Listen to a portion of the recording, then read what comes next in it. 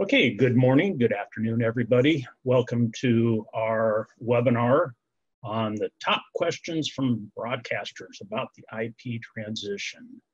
My name is Steve Holmes. I'm a video application engineer working with Leader on their IP initiatives, and just want to thank everybody for being here on our webinar this morning. There is a Q&A chat window, so we plan on looking at all of the questions at the end of the seminar and answering as many as we can. So please ask questions. I am going to be going through these rather quick. We've got a lot of material to cover in a very short amount of time, and want to thank you very much for being with us.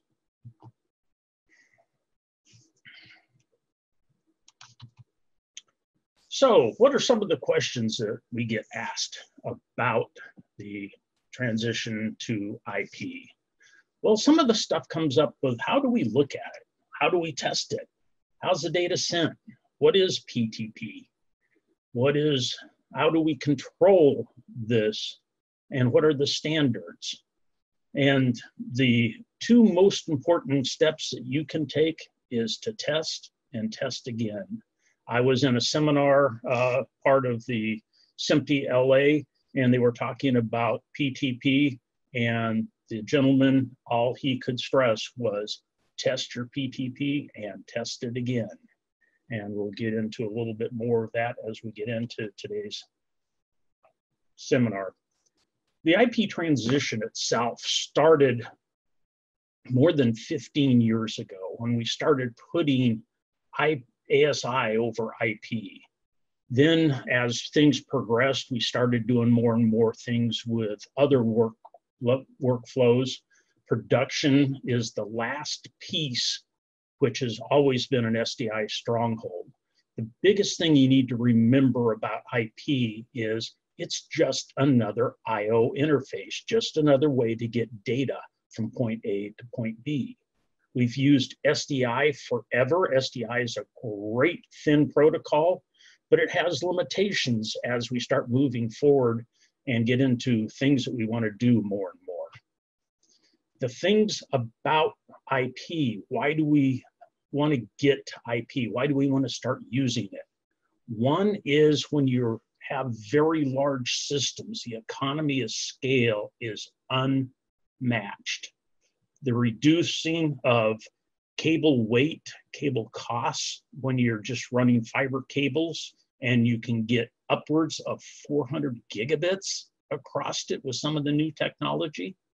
We can use IT-based COTS equipment, but it's got to be the high-end enterprise gear because we are moving a ton of data across the network.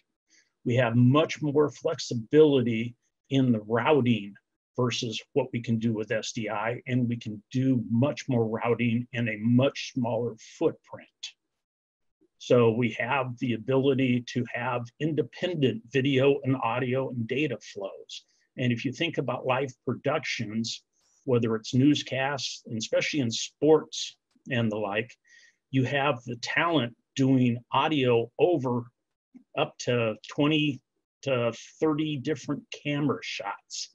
And by having independent audio, video, and data flows, it makes things much easier to handle where you can do voiceovers. The challenges of IP are not unsurmountable, but there are a few. One of the biggest is the change in knowledge. We've been with SDI forever. Most of us know how to use it, know how to test it, know how to fix it. We've got to start now morphing our knowledge base into IP and the SMPTE standards and how things work. Things like jitter, latency, drop packets in the IP world for video are deadly. So knowledge of PTP, that is your IP sync. Just like sync is with Blackburst and tri-level, PTP, you lose PTP, probably your network's dead. So There's a lot of different interpretations from different manufacturers about the standards, so the need to test, I can't overemphasize that. IP video runs on IP, which is running RTP on top of UDP. UDP is a blast and send protocol. RTP sits on top of that and gives us timestamps for real-time data over multicast or unicast networks. The piece of RTP, it provides timestamps, sequencing, sequence numbers to be able to handle loss detection or out-of-order packets. But the biggest thing about RTP is it does not correct for lost packets. It only identifies them or gives us the ability to identify that we have a drop packet or a packet issue. The first standard that everybody started using was 2022-6. And all 2022-6 is SDI encapsulated in IP. We take an SDI flow with however many audio channels, whatever ANTS data you have in it. We encapsulate it in IP. It's got the source address, destination address, the SMPTE RTP headers, then the SDI data flow, and goes out the door and works very nicely. But it had the limitations of not having the separate metadata or the separate video, audio, and metadata. So 2110 came about, and the 2110 standard breaks the video, audio data into essence flows, where we have just the video, we have just the audio, and just the data as independent IP flows that are all synchronized together, so the receiver knows exactly how to put them back together. One of the other standards that is starting to be used now is 2022-7, which is seamless IP protection switching. In this particular standard, think about data coming in from a venue where you've got a big sports venue. We always have an A and a B feed. Just in case something happens, we can always switch over to the B feed. But in the case of 2022-7, it's all done automatically for us at the packet level. So if all of a sudden I have an error on the main line and I drop these two packets, the packet selection gear and the receiver will turn around and grab those two same packets out of the other link, and the output keeps right on going. There is a small amount of delay because you've got to be able to buffer that data to be able to have that data in the packet selection device to be able to put that out, but it's automatic. You don't have to keep looking at your B link, make sure it's still alive, and then have the downtime when something happens. The data coming out of a sender or source, if it's a hardware sender, will be very smooth and perfectly spaced. So we're going to create the data, send it in an IP packet. We're going to fill the next IP packet and then send the next IP packet at line rate. So we end up with, in this case, video. And since we don't have the audio or the ANTS data with it, it's going to be down around 1.31 gigs for a 1080i flow. And you're going to fill an IP packet, send it. You're going to fill the next IP packet, send it. You're going to fill the next IP packet, send it. So you get very evenly spaced data coming out of the sender. Once that data hits the switch, you're going to start getting a little bit of an accordion effect of the data. You're going to get packets that are spread farther apart from each other, some packets that are a little bit closer to each other, because on the switch, you're going to have many different flows. And if you want to get your video, your audio, your data, maybe multiple audio channels, maybe another video, all down the same 10 gig pipe, If two packets come up at the same time, one packet's got to get in front of one packet's got to get behind. So you get this little bit of shuffling of the packets. And really all an IP switch is a statistical multiplexer. It is going to take the data and it's going to interleave it into the one flow. But that interleaving is going to cause this little bit of accordion effect. So because of that, we need to have buffers. And we need to be able to explain or have a set of rules that the streams must adhere to. So SMPTE has come up with 3 different sender definitions.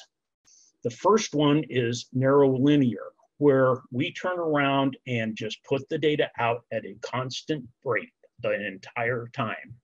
It is a fixed data rate based on what type of video it is you're sending. The second happens to be narrow gapped. We are going to put the data out as it's created, but once we come to the vertical interval, since we're not sending the vertical interval in 2110, it's going to turn around and have a gap of data for that entire time that the vertical interval exists.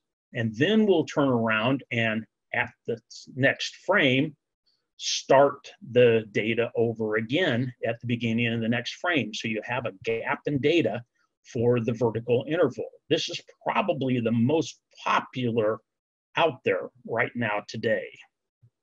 The third happens to be what they call a wide sender. And this is from a software device where they're using the computer and a NIC card to be able to output the data onto the 10 gig or 25 gig network.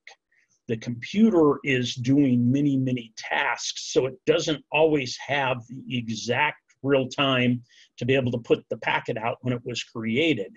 So you get a little bit of a spacing that changes as the computer's tasks that it's doing changes, the data output changes. So you get a little bit of spread right from the source.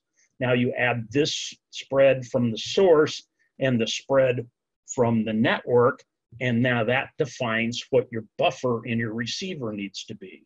So a buffer that is built for a narrow linear or a narrow gap typically will not work with a wide sender. So what we end up with on the left-hand side here is our 10 gig stream coming in and the packet spacing based on how long it takes to fill one IP packet and then ship it at line rate. On the right-hand side is the data going into the receiver, decoder, monitor, TV, whatever it may be. And the data comes into the buffer. The buffer buffers that data coming in at 10 gigabits, and then it's going to put it out at the 1.31 gigabit rate for, in this case, for a 1080i flow, and we get great looking pictures. But if we have an issue in the network and the gap between packets is wider than what your buffer is, say that you're using a wide sender, but your receiver's only built for a narrow sender, you turn around and have that gap come into the buffer, and the buffer's going to drain empty, and the video is going to go away. So this can be very nasty, and we have to be mindful of these different pieces. Also, with that same scenario, we can have where we get too much data at one time, and it fills up the buffer and overflows the buffer, and we get the same exact scenario. We drop data, and typically the picture is going to go black. Also, things can happen within the network itself. People can oversubscribe a port, try to get more than 10 gig of data out of a 10 gig port, or the switch itself just doesn't have enough backplane bandwidth if it isn't a high enough quality switch. and things can happen, and the video will give you all kinds of fun fits. So one of the first things you end up looking at in the video is, what data do I have coming in to me? So with a IP waveform monitor, it's got to do all of the functions that we're used to doing with SDI, but it's also got to be able to look at the IP flows and tell us things about the IP flows and what's happening. So we can look at the flows that are coming in, what the packet type is. Over on the right-hand side, the info, we can look at the link, how much data is coming down this particular link, and look at the bandwidth and make sure we do have a uniform bandwidth, because if you're looking at a single flow that is creating audio and video, it should remain constant and it should have the same output data rate at all times. Then we can turn around and the IP window here, the flow status, will turn around and give you who is sending this data. But the important piece really is, what is the destination, the multicast destination? And that's going to tell you, and that's the number you really need to know, is the multicast destination, and then the port number. And that is going to tell you who you need to turn around and look at to be able to resolve this video.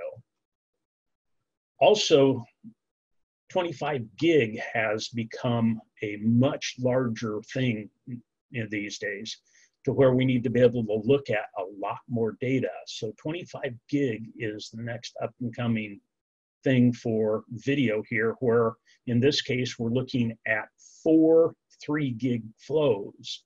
4 3 gig flows will not fit in a 10 gig link because it's just over 10 gigabits of data. So if you want to turn around and send a 4K quad signal over IP, you can't do it on one 10 gig cable. You need 2 of them, and then we get into issues with timing and the like. And you can see there's much more data coming down the pipe in the bottom left-hand corner of the blue there. Again, we can look at who is the source, who is the destination, and where this is going.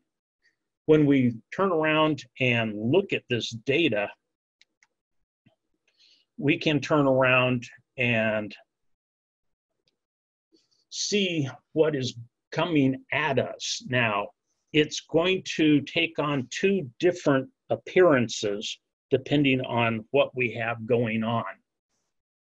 If you are looking at a source, you will automatically see every single flow that that source is outputting. So the top piece up here was looking at a source. That source happened to be putting out a couple 2110 streams. The -20 is my video, the -30 is my audio. It was putting out a 2022-6 stream and another 2110 stream and PTP. So all of that data automatically showed up.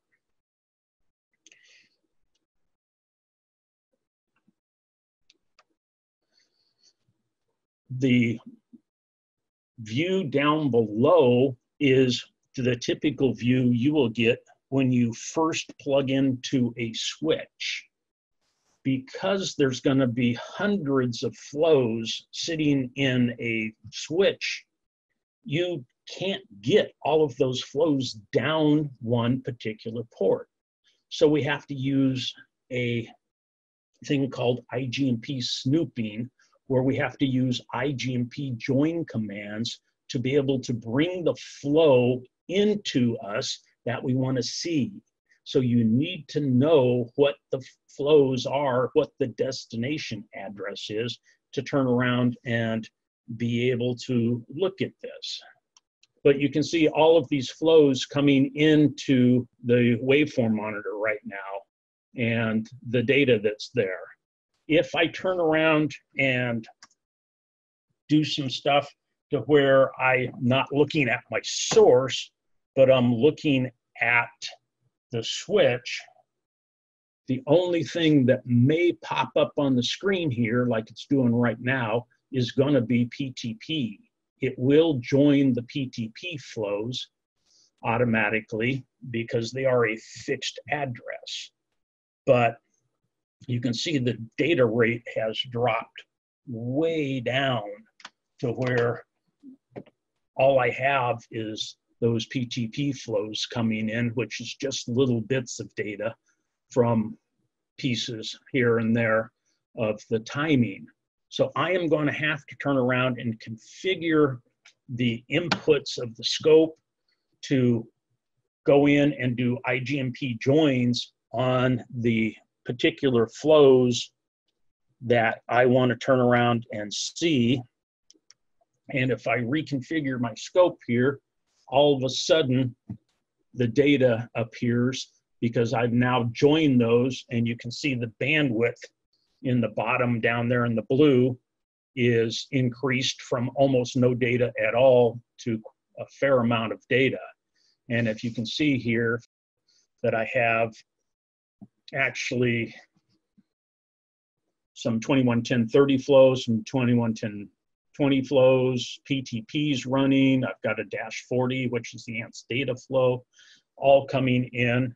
And if we pull back, now I've got video running on my particular flows that we've got. So there are different things we want to be able to look at when we turn around and look at a flow. One happens to be that packet inter-arrival time. How consistent is it and how smooth is it? If the switch is behaving itself, the network's behaving itself, you will get a very nice, smooth, even flow that all of the packets are coming out in a nice order and they aren't getting jostled all over the place. You can see here now the top of the green bar has a lot more variation in it. This is where the network is starting to get loaded, and we're still within the buffer management on the receive end, but you're getting close to where you need to start thinking about what's going on the network. And this can happen really easy if you use a smaller class switch that's not an enterprise class switch. And then you can have issues where all of a sudden the data just drops out. So either something happened in the data, it was oversubscribed, or something happened. You can see very easily. You can take these time charts and look at many hours of data. So when you're troubleshooting, you can move them out and associate when things happened on the network to what actually happened with what you're doing. So if we turn around and go back to the camera here real quick, and I go in and look at my status, I can see that flow variation coming in and make sure that the output is very, very smooth and very consistent. I can pick which one of the streams I'm going to turn around and look at. I'm going to look at stream 1, then it will give me the output of which one of the streams that I have set up and how consistent and how the data is. And whether or not over on the right-hand side there, you can see whether or not I'm taking any errors or have anything happen on my output. If we go to the next screen, we can also now look at the status of PTP and whether or not we're having any delay issues or if the network's getting in the middle of sending PTP. Through the camera, you can see my PTP going out here, and you can see some pretty good variances in what's going in on my PTP. Now I'm just going in through a 10 gig switch that is just a business class 10 gig switch. because if I had a enterprise 10 gig switch sitting next to me here, we wouldn't be able to hear anything. But if I can drop some of the video here,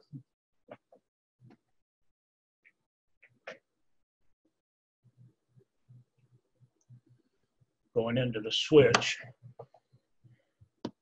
we should see it start to not have quite so many huge outliers going in on what our timing is, and our timing turns around and settles down. So if we either not join, or if I go back and go to where we aren't looking at as much data on the switch,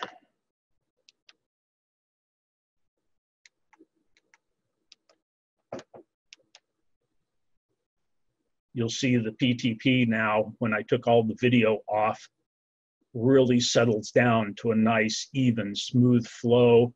And my timing, which is up here, which is the time it takes to get from the PTP generator to the receiver. And here's the timing that it takes to get from the receiver back to the PTP generator, are very, very close to each other. So the delays in both directions are very short. What you'll start seeing when the video comes back on the system is typically the delay of the T2 minus T1 on the top will get very large, because it's having to fight with all of the video coming in to the system. The other thing that you will want to look at is, what is your timing relative coming in? And we have the ability to look at the timing offset. And this is something we have to get used to looking at, because a timing offset in the data that is coming out. And that timing offset is, in 2110, is due to the fact that we are not sending the vertical information, the VANC data. So you are going to be delayed by the type of video it is. If it's 1080i, you're going to be 21 lines late, and then the amount of the horizontal interval. If you're 1080p, it's going to be 42 lines delayed, and then the amount of the horizontal interval. So, but what you don't want to see is that data, or that time, bouncing, advanced delay in either the horizontal or vertical direction, and bouncing back and forth. That is generally an indication that the source is not locked to PTP, and your data is just going all over the map coming into you.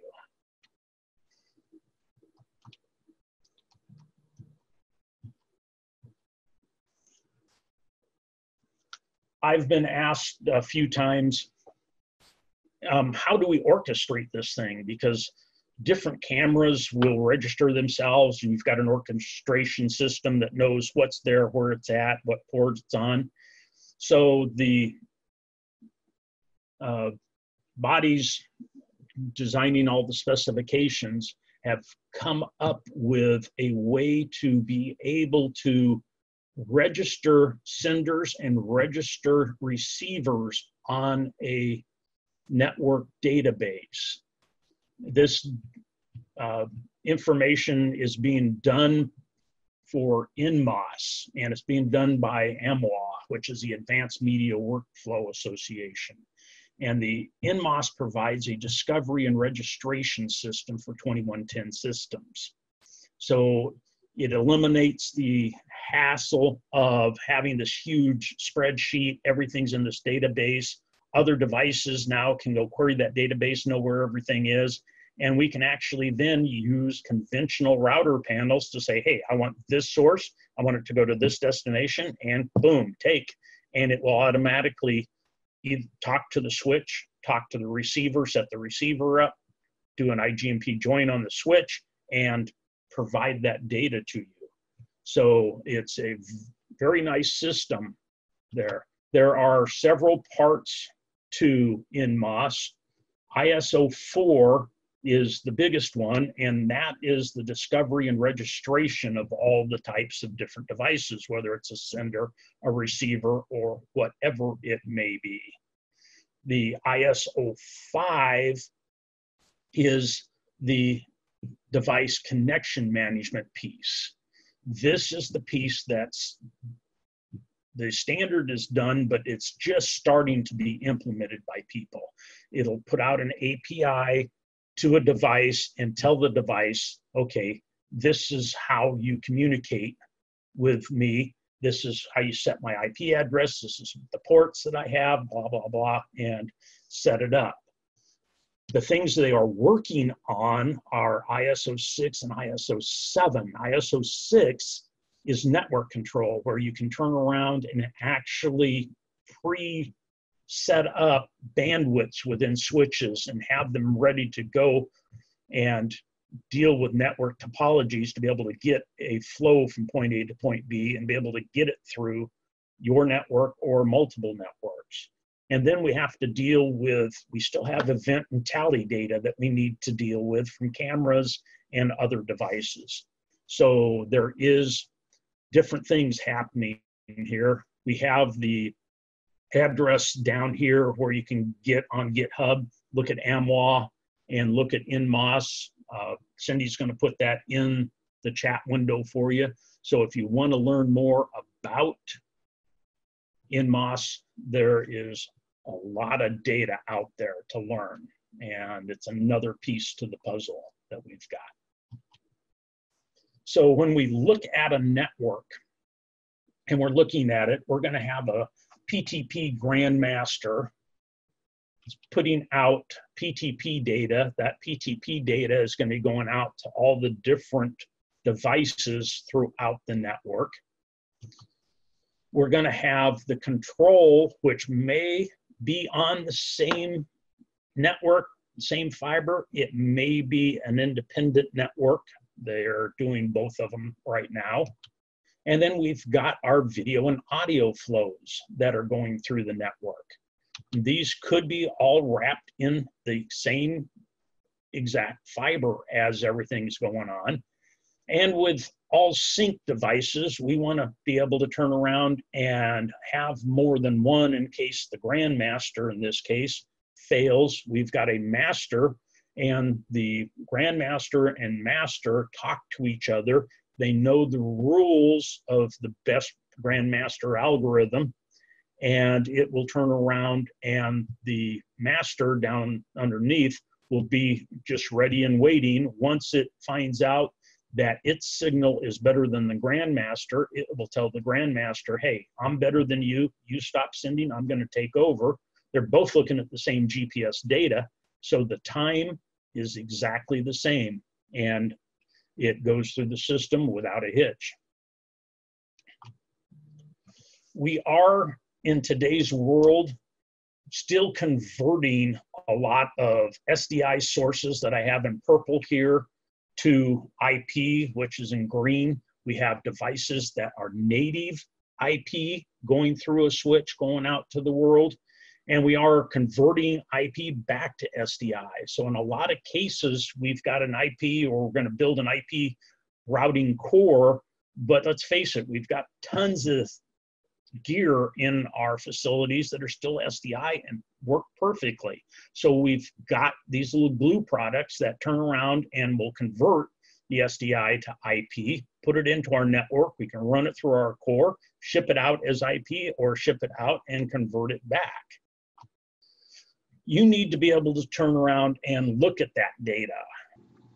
And this is where the LV5600 or the LV7600, which is the rasterized version, can look at this. We can turn around and look at up to 4 services in any combination of IP or SDI on the screen, which means that I can turn around, and if I'm having issues or I want to look at a particular flow, I can see it coming in an IP, and I can also see it being put back out as SDI, and I don't have to keep switching back and forth between them if I'm trying to troubleshoot an issue, I can look at both of them at the same exact time and be able to look at it.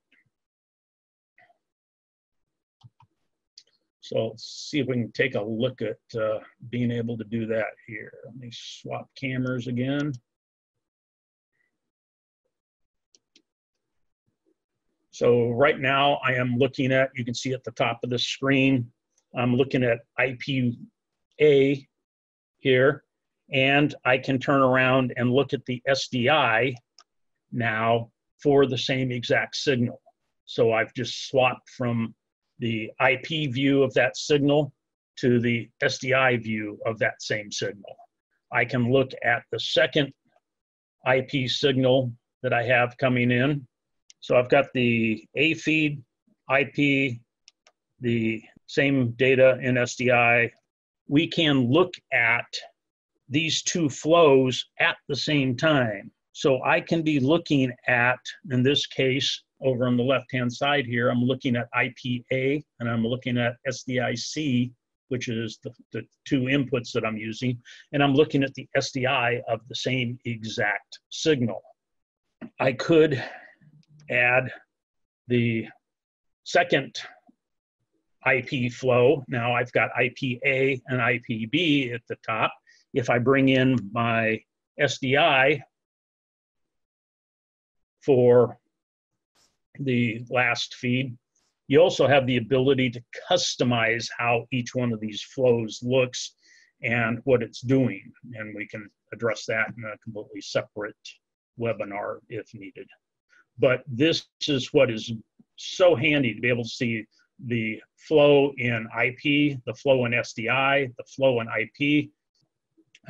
We have the ability to do all this, which is just a absolute godsend when you're turning around and trying to troubleshoot different devices and go through different things. So I hope today's seminar for you has been beneficial. I hope you've gained some insight to what's going on. And now we can turn around and look at some of the questions here that we've gotten. Steve, super helpful. That was wonderful. And people have a lot of interesting questions. So one of them really is around PTP. And so somebody said, you know, once we dive into PTP, it wants to be GPS locked. And so in TV mobile unit world, you can't guarantee line of sight, right, to the GPS satellites. So we have to assume that we're never GPS locked. And this is really around the hybrid reference. That's what this question is about. So we also live in a hybrid environment where there are legacy SDI devices that required analog blackburst. And so as a result, in order to bring PTP reference sources and NTSC reference sources in the production switcher, and you know, so they're in time with one another, we have to anchor that PTP to the baseband reference. So here's the question: what's the leader approach to this hybrid environment, assuming there's a pair of 4610s, and I think he's talking about the reference generators there, and wrapped around 4448, where I think he's talking about changeovers right there for baseband reference. Go for it. That's a long question, but yeah. Yeah, that is something that will possibly get a little deep. We can turn around and address part of that. But yes, normal GPS, or excuse me, PTP generators, they will output both PTP and they output black, and they lock the two together. They have an internal crystal. And just like you would on a normal remote, when you don't have line of sight to GPS, you can turn around and run on the internal crystal, and that will give you the timestamps that will still lock the two, the video and the audio data, to each other and provide the stream out, so the receiver will see those timestamps and know where to put the data, because you're timestamping the two, but you're going to be timestamping them based on the internal crystal that's in the PTP generator. Nice. Nice. That's wonderful. And sort of a follow-up around the hybrid reference scenario. and this question is a follow-up saying that, you know, the baseband reference source could actually be a different device than the PTP Grandmaster. And then if those aren't properly anchored, the time alignment would go out the window. So I guess really that's just a follow-up on that. Yeah, typically you want to sync the two to each other, and you can use Blackburst to sync the second PTP generator to the original source. But typically, if you can, you'd like to do that with 50 hertz, only because there's no offset and no, you don't get that 0.001 offset in there where we have to have drop frames and deal with that stuff. And if we can turn around and put in the timing with that, you'll lock your PTP generator perfectly to your black source, and they'll both put out sync data that are synced to each other in step. You know, with all the PTP questions here, we did sort of ask in the chat what topics people would love on a deep dive in the future, and PTP best practices came up over and over in there. Yes. And then we also have some requests for NMOS 2110. So just to let you know, Steve, that there was a lot of interest around those topics. And that was part of today, was to give kind of a high overview and find out what questions came up so we know where to go next with another seminar, and we can address those particular topics for you. Nice. And then there was a question, you were doing a demo about 20 minutes in, and you used a key combo to jump to that PTP status menu, and somebody was asking on the LV5600 how you did that. We can always circle back to if we need to, that's fine. Yeah, so that's just pushing the status button, and when you push the status button, you'll get a screen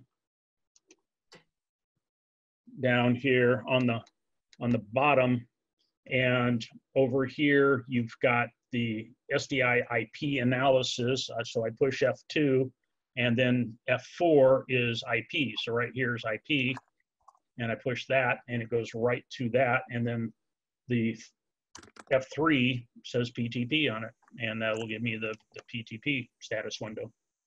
And then I can see that I am locked. I see the Grandmaster I'm locked to. I see the time that it is, and then all of the message counts, and the message is going back and forth. Like anything else, it's something you've got to do. You've got to kind of just play with it, get used to it, and what the steps are, but you can go through it rather quickly. We have someone, Steve, who's just wanting to know a tiny bit more about the demo environment that you're using there in your studio, what gear you have, network hardware, that type of thing. If you wanted to share a little about it, that'd be wonderful. So one of my 2110 sources is an Embryonics encapsulator that does SDI to IP encapsulation, and it's an SFP. It plugs right into the face of my switch, so I can put SDI into it, and it will encapsulate it. I can set the IP addresses and set everything about it. The second one right now is a AJA SDI to IP converter that also creates PTP if you just need it for quick demos, and that's generating my second 2110 source. So I've got two different devices here from two different manufacturers that are creating my 2110, and then I've just got a couple of SDI video players that I'm outputting the data on and putting it into those two and encapsulating it.